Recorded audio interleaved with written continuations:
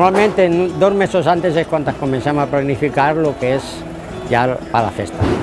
Comencem en el que és la preparació de tots els xoguers, preparar el que és la cabalgata,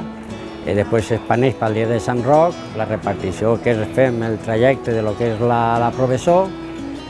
i després ja fem el soterrament del gos, el castell i ahir s'acaba ja el que és la festa.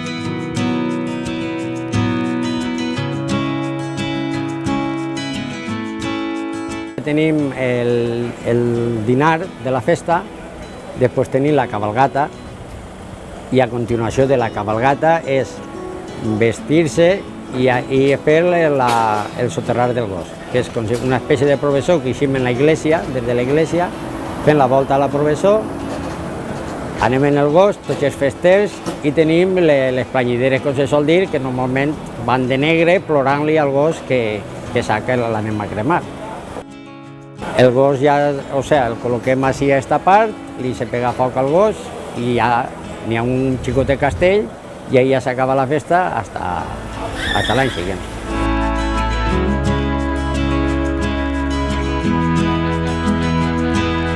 Ne fem sobre 2.500 panets.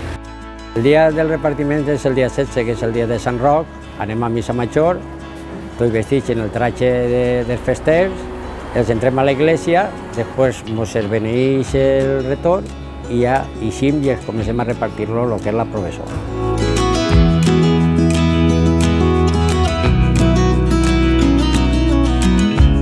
Nosaltres farem d'amics el 50 aniversari del Cristo i quan acabarem, doncs clar, i ara hi ha un xicó que diu la festa del gos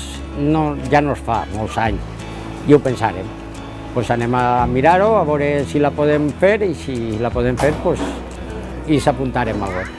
Veurem que n'hi havia entonces 10 o 12 persones que encara eren del gos antic, però ja portaven 15 o 20 anys que ja no la feien. Anarem a l'Ajuntament per mirar el que podíem fer o el que podíem fer, ens digueren que sí a tot, i ja començarem, i aquest any farà 26 anys ja que estem en la festa.